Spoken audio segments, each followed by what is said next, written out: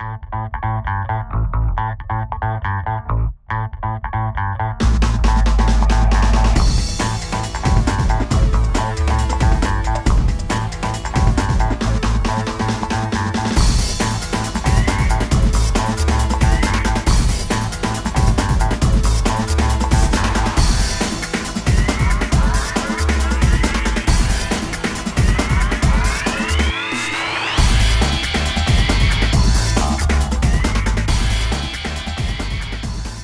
suppose I started serious climbing when I was 16.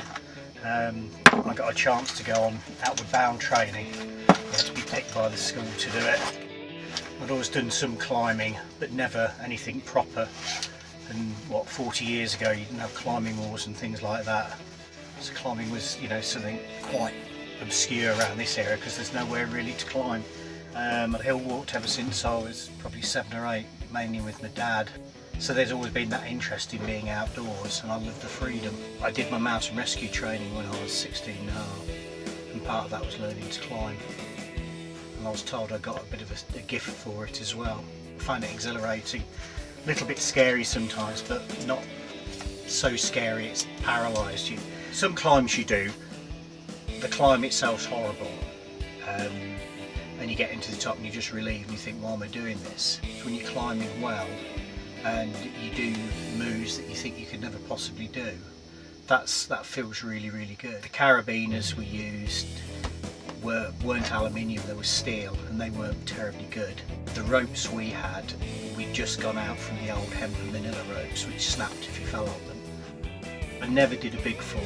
Got a lot of minor scars from falling and sliding. I suppose the highest fall I ever did was when I was in my 20s, standing church, and I fell about 20 feet. That was thanks to my brother, who was supposed to be belaying me, and he wasn't. He decided to take a photograph instead. My brother has climbed that actually in the Atlas Mountains, but he's not a great climber, so he used to be my second. We got to the top of the climb about 70 or 80 feet, and he decided to abseil down, which wasn't a great problem. You always throw the rope well clear of the rock, but you always put a big knot in the end to stop yourself going off the bottom. My brother decided to just chuck it down and got it stuck, then abseiled down and got jammed, I don't know, about 40-50 feet up. Because we only had one rope, I had to free climb downwards to untangle him. Because of the type of climb, it was very difficult, very dangerous, because if I'd slipped I would have been dead. When we got home, his wife told me how much she enjoyed him going out with me because it brought him out of himself, and I basically said he couldn't come again.